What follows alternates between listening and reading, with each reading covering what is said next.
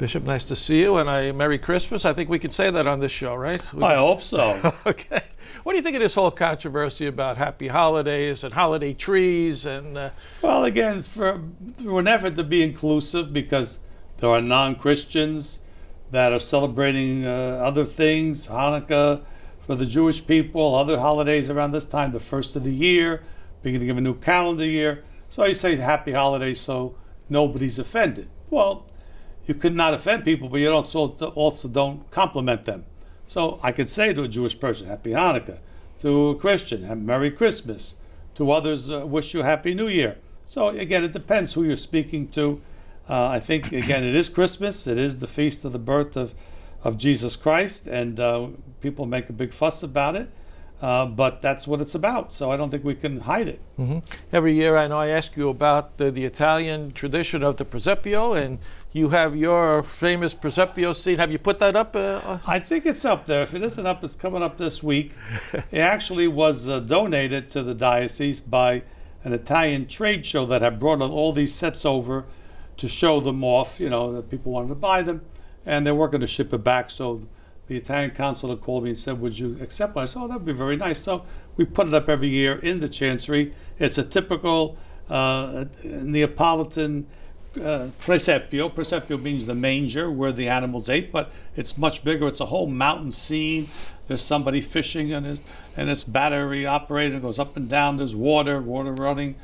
So it's a whole kaleidoscope of looking at the world. And I think that's the idea with an Italian presepio. We have to see that Christ comes into the world, and it's kind of contemporary. So somebody's cutting a prosciutto, and other people are doing their work. So it's not like a scene of Jerusalem, the time of birth of Christ. It's a scene of Christ entering into the world as it is, becoming flesh, entering the world that we live in.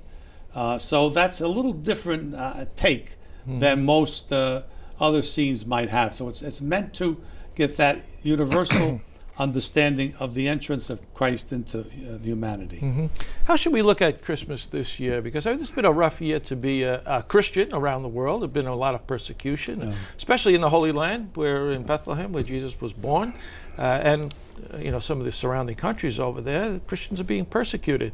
How do we celebrate that joy that we should have at Christmas time, and yet be realistic about what's happening to other members of our faith? Well, again, we know we're saved, and these people who are persecuted really witness to their faith very clearly. I've talked to some of the bishops that have come. They say, well, maybe this is our fate. We should be martyrs. We're called to be martyrs. Nobody wants to be a martyr, but this is what we have to do. We don't want to give up our faith. We witness to it as best we can, try to hold on to it, try to hold on to the ancestral lands where the faith was given. There's just reading of interesting books called The Archaeology of Faith. And this one man traces his roots, his Italian, to the particular place where his people came from and how the faith grew in that particular area over centuries.